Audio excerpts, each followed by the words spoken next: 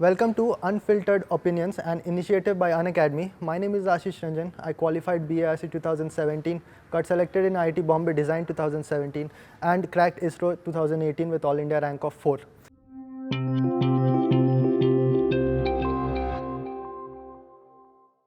How do I crack BRG examination?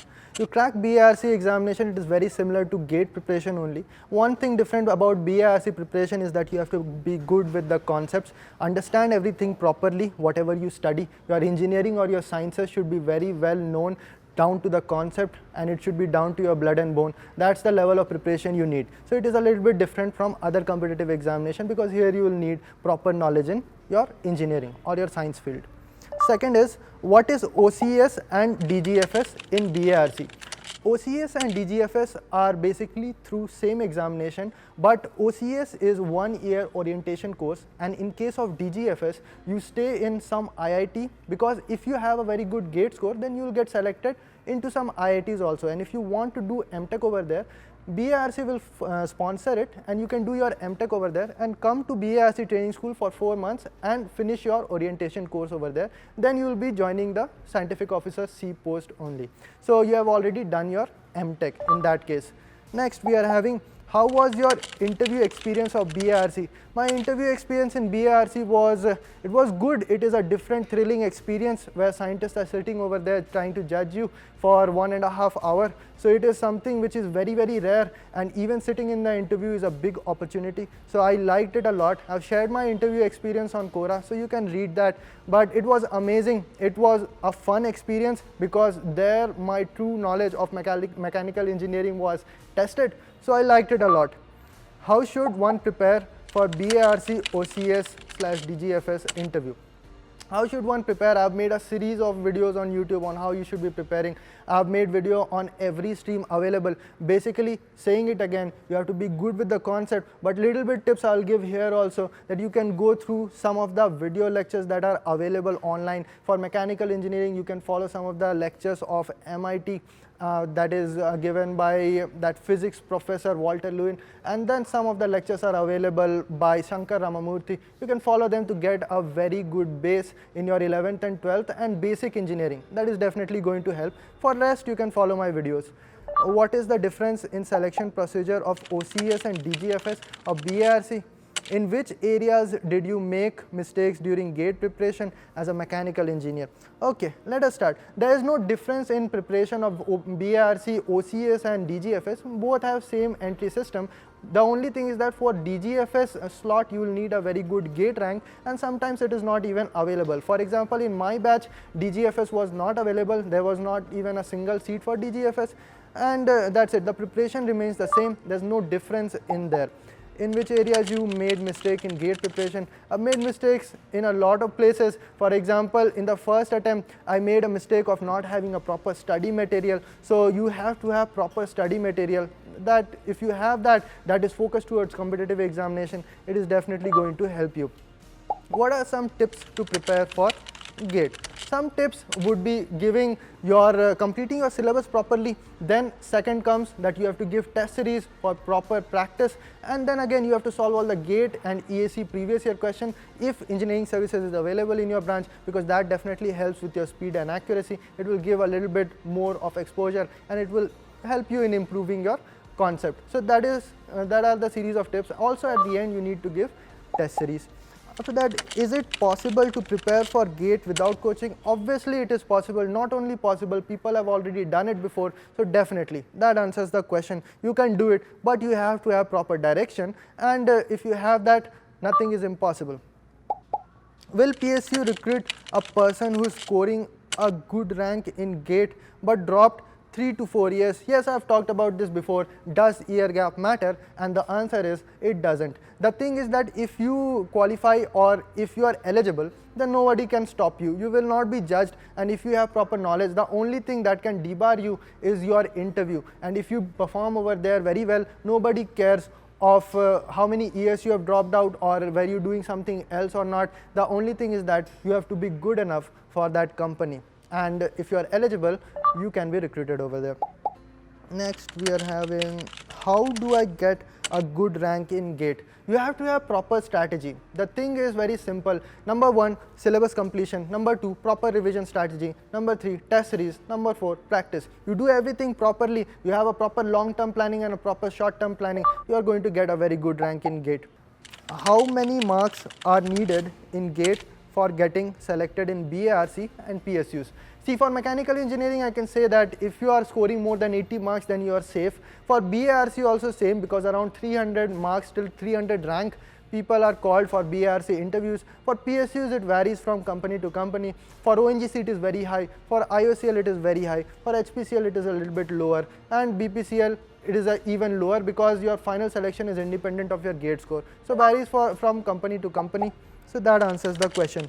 Can I crack GATE when I prepare for IS? Yes, you can. Actually, it is going to help you. If you are preparing for both examination, definitely it will be helpful, because people who are appearing for engineering services examination are definitely going to appear for GATE examination, and you know that the syllabus of engineering services is a lot more than GATE examination. So people who have studied more is going to appear for GATE examination. So if they are appearing, if you are also prepared at that level, it is definitely going to help you in GATE. If your target is only GATE, still you should be preparing for engineering services technical part, because that will be very, very helpful, because your competition is doing that, and a lot of people has done it. Gaurav Joshi is a very good example. He got all India rank of 5 in engineering services. The same year he got an all India rank of 47 in GATE. So yes, it is definitely helpful, because GATE is much safer.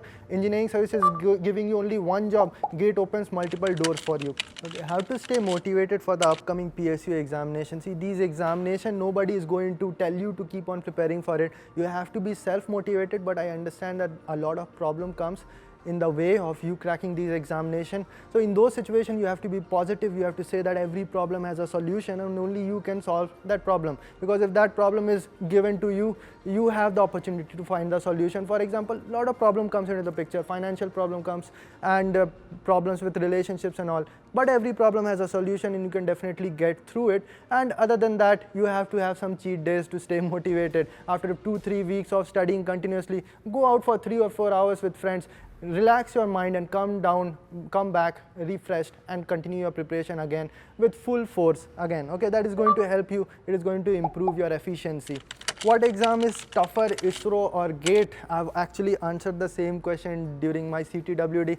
It is the examination which you really want to crack always becomes the most difficult, because it brings that pressure along with it. So it is explained in a more broader manner in that one. So I'm skipping this for now. You can go and watch that.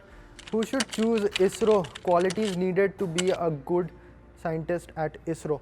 See, anyone interested in space technology or rocketry or anything in general, because to make a project work, every quality that human being has is required, from engineering to sciences to even management. You have to be good at anything, any talent you have, any skill you have a place in ISRO. But in general, we can say that research is going on in rocketry and space technology. And in general, what ISRO is the highest level of engineering that we have, or technology that we have, because when you are talking about space technology, so anything related to materials, even materials, satellites, any technology that you have, combustion, it is utilized somewhere or the other in ISRO. So yes, ISRO has a place for everyone, but the question is not who should choose ISRO, who ISRO chooses, and then again you have to prepare according to it, right? So if you have an interest, that's step 1. Step 2 is you preparing properly for the examination.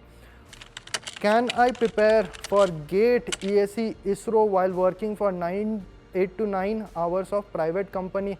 Yes, you can. I've prepared for these examination along with job. It is definitely possible. You will have to work hard a lot, and you have to sacrifice a lot of things. If you are ready to do that, if you are committed, anything is possible. Obviously, you will have some or the other time that you waste. Remove that, eliminate that, and utilize that in your competitive examination preparation. Right? So you can do that. It is definitely possible. I have done it. A lot of others have done it. It is definitely possible. How many people are recruited every year through ISRO? It varies. It is a very variable number of scientists that they hire. Other than that, scientist post, technical assistant post is also very frequent. There are 1 or 2 vacancies, center-based vacancy comes. But for scientist post, on an average, you can say 30 to 40. But in 2016, they recruited 100. And 2018, we are yet to see a recruitment notification. So it varies. But on average, if I have to say, it is 30 to 40. The other question over here is What are the ways one can join ISRO? So there are various ways. Number one is definitely ICRB examination, which is the most famous one. But the other way is after 12th only, if you join IIST, that is Indian Institute of Space Science and Technology, it has a different examination. Then after 4 years, you will get a degree in aerospace engineering and you will be directly placed in some department of ISRO, right, as an engineer or as a scientist. So that is the second way. Then technical assistant vacancy also comes out. The best way to find out which vacancies are available, you go to ISRO careers page, or it is available. You can just Google it and you will get all the ways that you can join ISRO. There is one more way after MTech also. Sometimes there is direct interview kind of recruitment, but that is very rarely known, so you have to be very active about that. If you have a degree in aerospace engineering or design or something, and if you are eligible, ISRO wants a scientist with that qualification, then they'll post a recruitment. You have to be active on the site. You have to continuously keep on searching for it. So that's it. So which streams are eligible for BARC and ISRO? There are a lot of streams eligible for BRC, lot more than ISRO. A lot of engineering streams like mechanical, civil, chemical, electrical, electronics, computer science are eligible for it. And you can check the eligibility criteria because some fields are eligible through other field, because there are sub classifications of mechanical engineering also, like automobile engineering or aerospace engineering. You have to check the eligibility criteria. I do not know it 100%, but it will be definitely available on the brochure or on their site. Now for ISRO, a much narrower set of fields are eligible. Electrical is eligible, electronics, computer science definitely, mechanical, chemical has some separate recruitment center based, so you have to be active about that. And science student, if you want to join ISRO, you should try for JRF post. So those are the streams which are eligible. JRF post is eligible for every stream as far as what I know, but you have to check the criteria. So that's all 20 questions that I had over here. I hope that I've answered it properly. If you have any more doubts, you can always comment it down below and I can reply to your questions myself. I'm the most approachable guy you will find who has cracked competitive examination. So feel free to approach me and I'll definitely be there to help you guys. Thank you and thanks for watching.